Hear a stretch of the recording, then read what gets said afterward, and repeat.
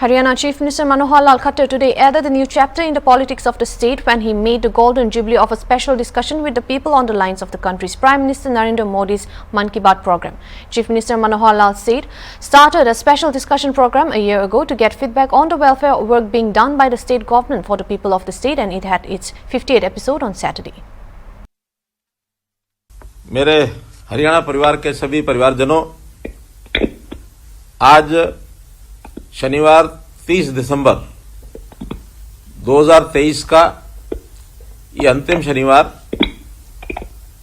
हम सबको मालूम होगा ही कि जिस प्रकार की विशेष चर्चा हमने शुरू की थी 7 जनवरी से, वो पहला शनिवार था 2023 का और आज अंतिम शनिवार है। आज ये 50वां संस्करण है विशेष चर्चा का। इन 50 सप्ताह में मैं हर बार किसी न किसी एक वर्ग से बात करता रहा हूं और उस वर्ग के बेनिफिशरीज का हालचाल पूछना, उस योजना का लाभ किनको कैसे मिला, कितने लोगों को मिला, कोई कठिनाई अथवा सुझाव, ये सब मुझको मिलते रहे।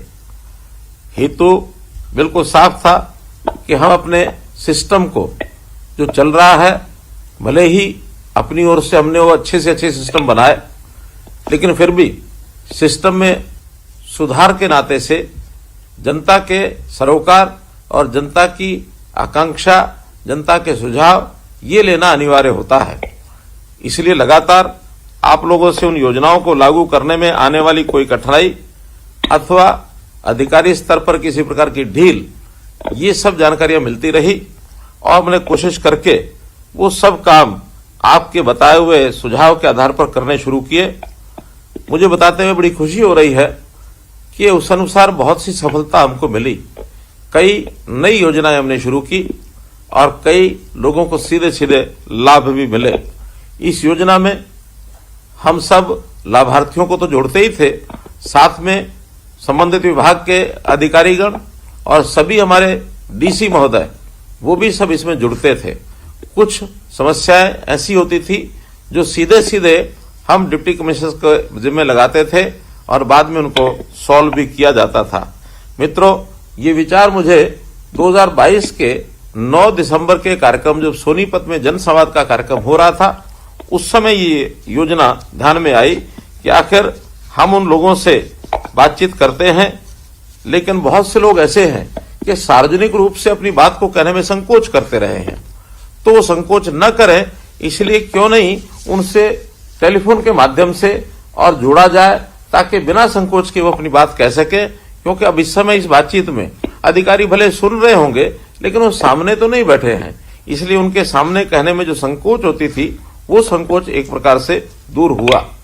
हमने इससे पहले भी एक कार्यक्रम चलाया था, हरियाणा की बात, और खास करके कोविड के दिनों में जब मिलना जुलना लोगों से थोड़ा वर्जित था, थोड़ा कठिनाई थी, तो उस समय टेलीविजन चैनल के माध्यम से मैंने लगातार हर सप्ताह और हरियाणा की बात इस नाते से आप लोगों के साथ में आता रहा, मिलता जुलता रहा।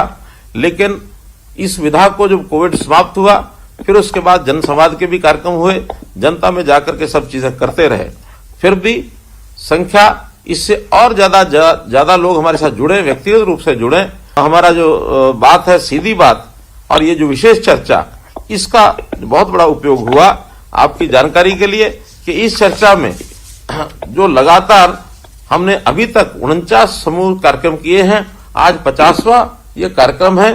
तो आज को यदि हम मिला लेता हूं तो ये संख्या 6,30,000 से ऊपर बैठती है। तो 6,30,000 लोगों से टेलीफोन पर सीधी बातचीत करना, और उसमें लगभग 750 लोगों को, लाभार्थियों से मैं सीधी 1-to-1 बात भी कर चुका हूं। उनके कई प्रश्न और कई समस्याएं जो सामने आई हैं, सब लोगों ने कुल मिलाकर 650 सुझाव रखे और समस्याएं रखी।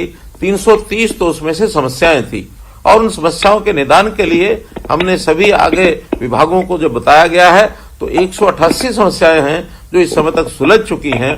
कुल 142